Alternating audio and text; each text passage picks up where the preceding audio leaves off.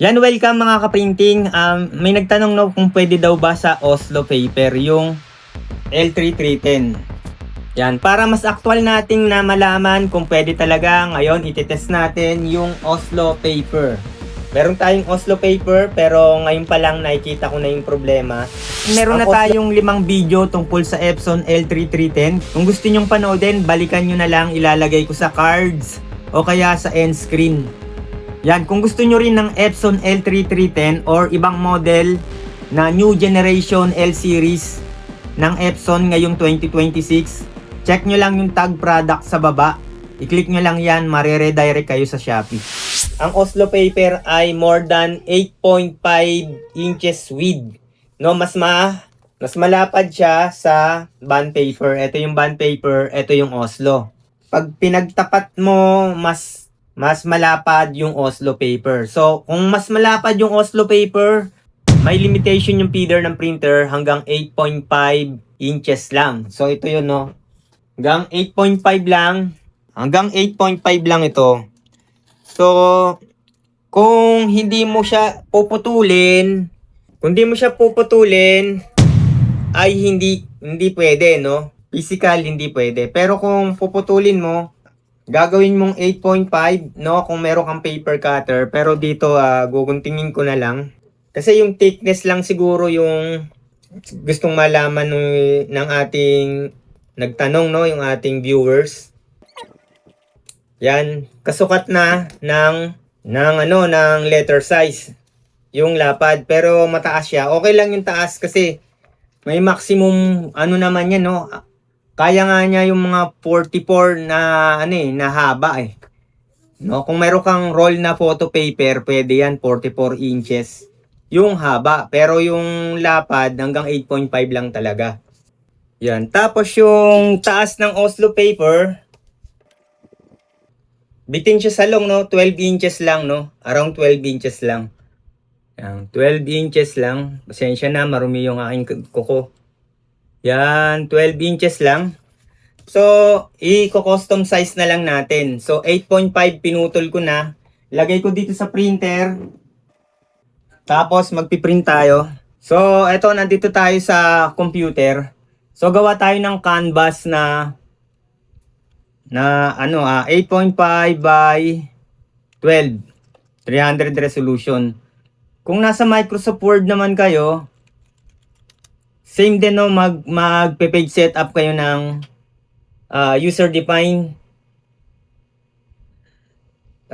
size, tapos more paper size na naka-cm, no? 21.6 cm by 30.5 cm.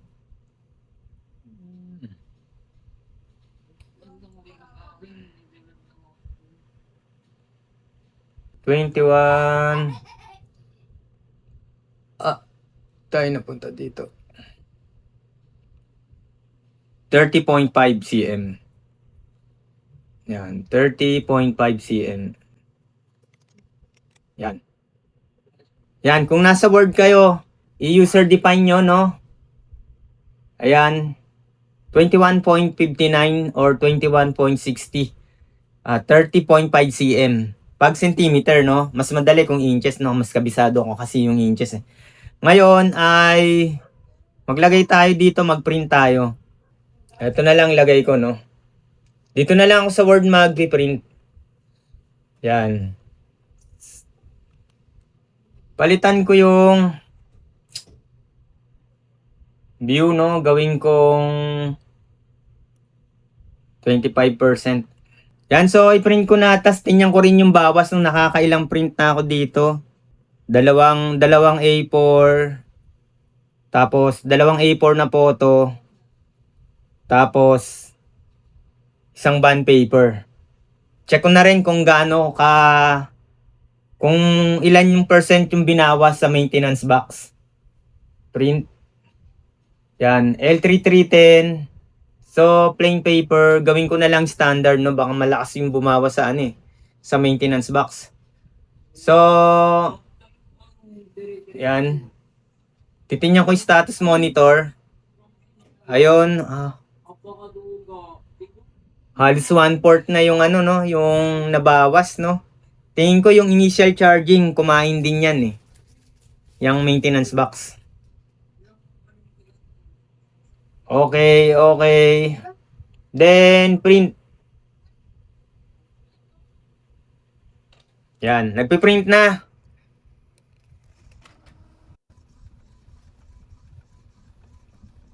So, okay naman, no, kayang-kaya yung Oslo paper.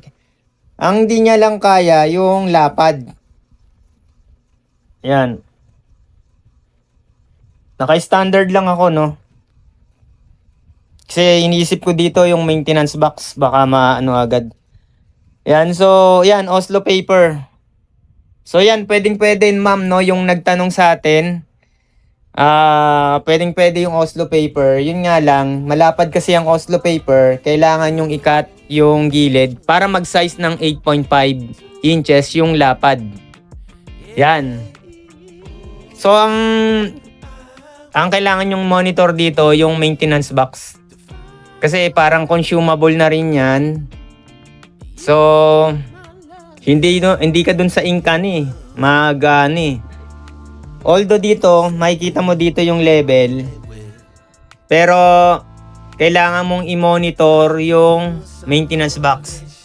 Yan. Yung pa rin naman, no, hindi naman masyadong kumain ng percentage sa maintenance box. So, yun lang mga ka-printing. Hanggang sa muli. Salamat sa nag-comment. Comment lang kayo kung kaya kong gagawin ko kasi limited lang yung aking resources, no? Wala tayong malaking budget para gawin yung ibang mga gusto nyo, no? Yung ibang nagko-comment, kung wala tayong gamit, kung wala tayong equipment, hindi natin magagawa. Ang hiling ko lang sana, no, para mas marami tayong matest na gamit.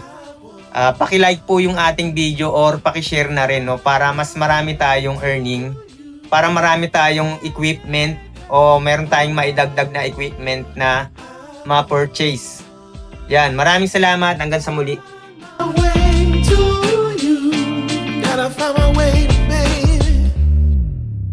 I don't need a reason to say what I want when it's real. If I see you acting patient, you never know your last meal.